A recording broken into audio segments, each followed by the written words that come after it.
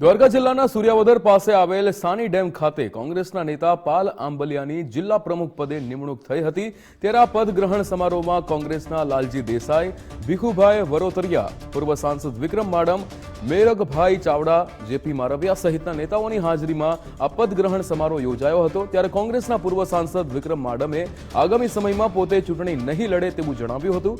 કોંગ્રેસના દિગ્ગજ નેતાના આ નિવેદનથી કોંગ્રેસના રાજકારણમાં ગરમાવો આવ્યો હતો।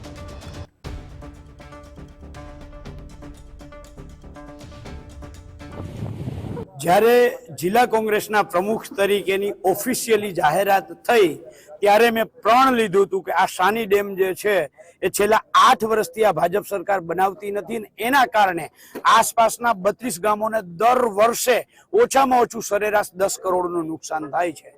તો તેની સામે લડાઈ કરવા માટે આવતા 1 વર્ષની અંદર સાની ડેમનું જે પાણી દરિયામાં વહી જાય છે એ વહેતું અટકાવવા માટે આવતા ચોમાસામાં પાણી ન જાય એના માટે જેટલા કાર્યક્રમો કરવા પડશે એટલા કાર્યક્રમો કરવાની તૈયારી છે અને એના ભાગરૂપે આજે આ પહેલો કાર્યક્રમ હતો।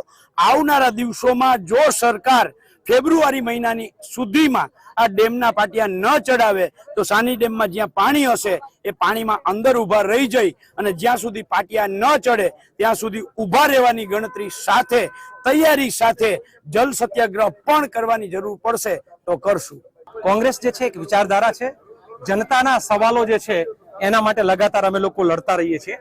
હું એટલું ચોક્કસ કહીશ કે રાહુલ ગાંધીએ જે આખી પ્રોસેસ શરૂ કરી છે એમાં હવેનું જે સુકાન છે જ્યાં પણ હોય અલગ અલગ જગ્યાએ એ લડનારા લોકો, લોકોના દિલ જીતનારા લોકો છે ને એ જે છે એને ચૂંટણી જીતવા માટે આવશે। એટલે કારણ કે દિલ જીતનારા અલગ અને ચૂંટણી જીતનારા અલગ એવું હવે પછીની કોંગ્રેસમાં નહીં હોય।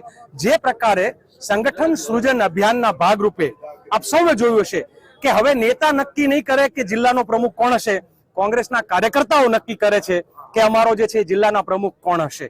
દેવભૂમિ દ્વારકાની અંદર આજે પાલભાઈ આંબલિયાએ પ્રમુખ તરીકે ચાર્જ લીધો ત્યારે એમને અભિનંદન। કોંગ્રેસ પાર્ટી હંમેશા લડાઈ લડે છે જનતા માટે અને હજી પણ લડશે।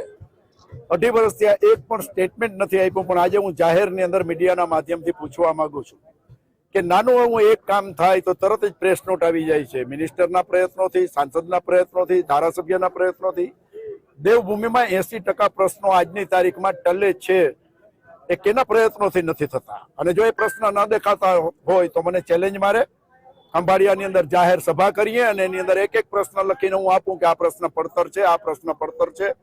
અને તમારી પાસે જ્યારે તાલુકા પંચાયતથી માંડીને દિલ્હી સુધીનું શાસન છે ત્યારે દેવભૂમિની જનતા દુઃખી શા માટે થાય? દેવભૂમિના પ્રશ્નો હલ કરો। તમે નહીં કરી શકો તો આવતા દિવસમાં જનતાને સાથે રાખીને આ પ્રશ્નો અમે હલ કરશું। તમારે જે સમજવું હોય સમજો, જનતાને જે સમજવું હોય। હું દેવભૂમિ દ્વારકાની અંદર હવે ચૂંટણી લડવાનો નથી।